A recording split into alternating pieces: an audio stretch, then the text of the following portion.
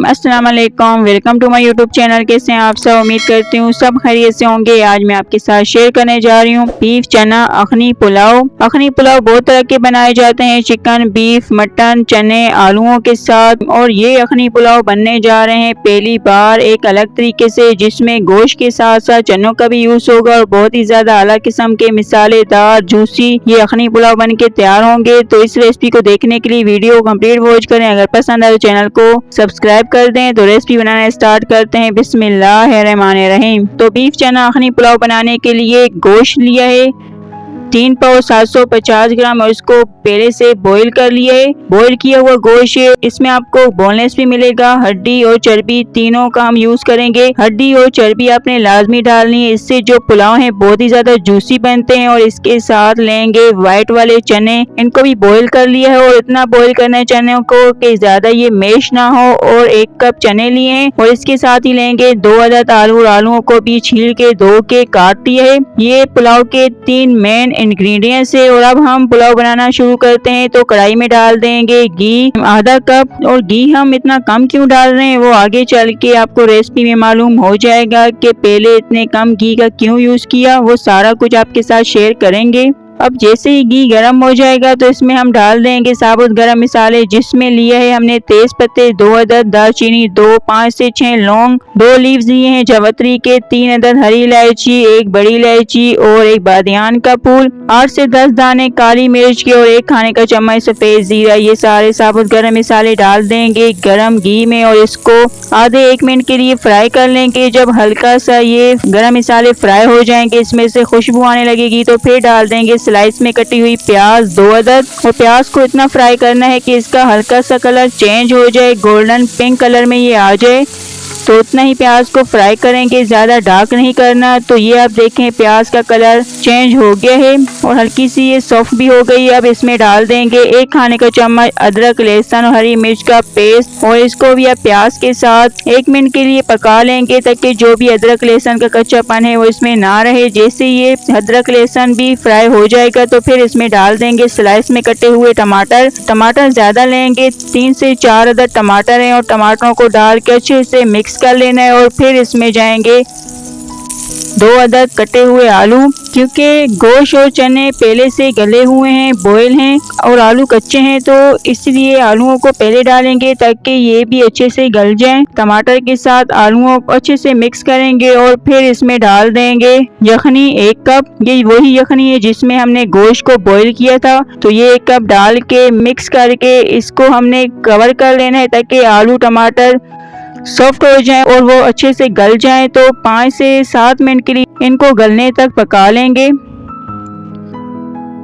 तो आलू और टमाटर यहाँ सॉफ्ट हो गए हैं। आलू को इतना गलाया है कि इसकी जब हम बुनाई करें तो वो ज्यादा मैश ना हो। अब इसमें डाल देंगे मिसाले, जिसमें है नमक हस्बे जायका, नमक अपने टेस्ट के हिसाब से शामिल करें। और इसके साथ ही डाल देंगे 1 से 1.5 खाने का चम्मच लाल मिर्च पाउडर, 1 चाय का चम्मच हल्दी पाउडर और 2 से 3 खाने के चम्मच डालेंगे धनिया पाउडर, ये हमने ज्यादा यूज करना है। और साथ ही कश्मीरी लाल मिर्च पाउडर लेंगे 1 खाने का चम्मच कलर के लिए।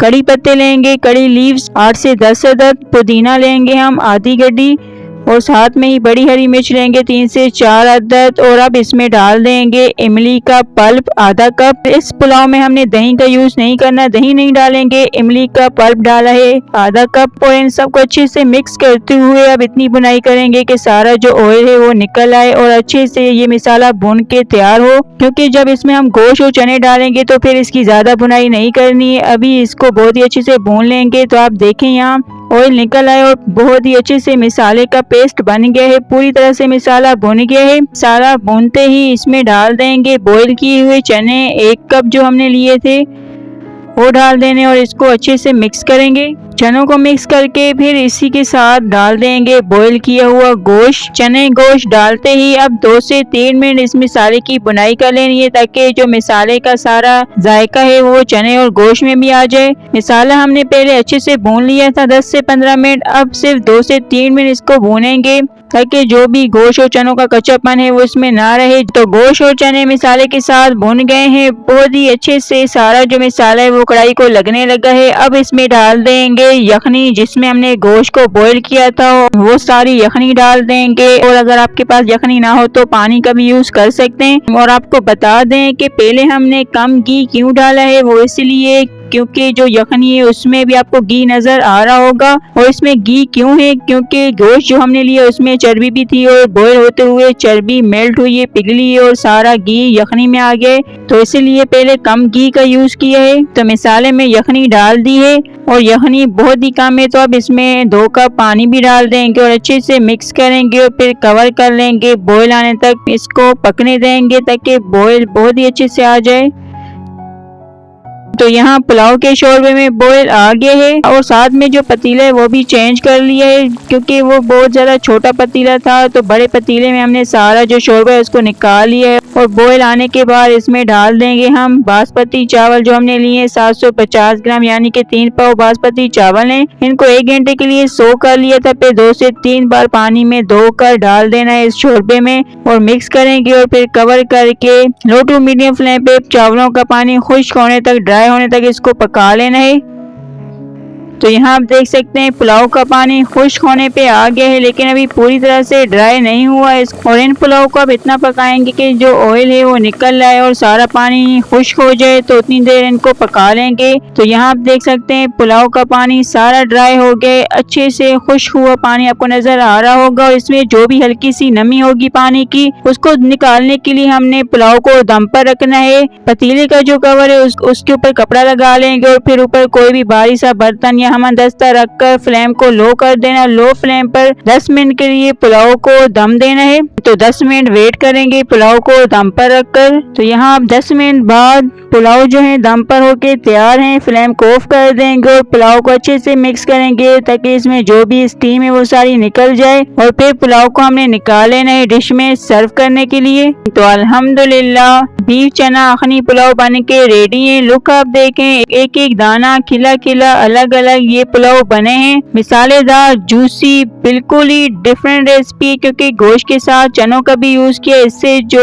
इन पुलाव का मजा है वो दोबाला हो गया है और भी ज्यादा जायकेदार बने हैं बीफ चना अखनी पुलाव। और इन पुलाव को बीफ के अलावा चिकन या मटन के साथ भी बना सकते हैं। बहुत ही आसान सिंपल सी घर के नॉर्मल मिसालों से तैयार होने वाले ये डिलीशियस पुलाव हैं, जिसको आपने सर्व करना है प्याज के रायते के साथ। ये बहुत ही ज्यादा मजे के लगते हैं। इसके साथ आपने प्याज का रायता जरूर बनाना है। तो बनाएं, ट्राई करें और कमेंट में अपना फीडबैक देना ना भूलें। और साथ में अगर ये रेसिपी पसंद आए तो वीडियो को लाइक शेयर करें, चैनल को सब्सक्राइब करें, घंटी के बटन को प्रेस करें ताकि हमारी तमाम नई आने वाली वीडियो का नोटिफिकेशन सबसे पहले आप तक पहुंचे। अब हम मिलते हैं न्यू वीडियो में एक अच्छी सी रेसिपी के साथ। Thanks for watching. तब तक के लिए अल्लाह हाफिज।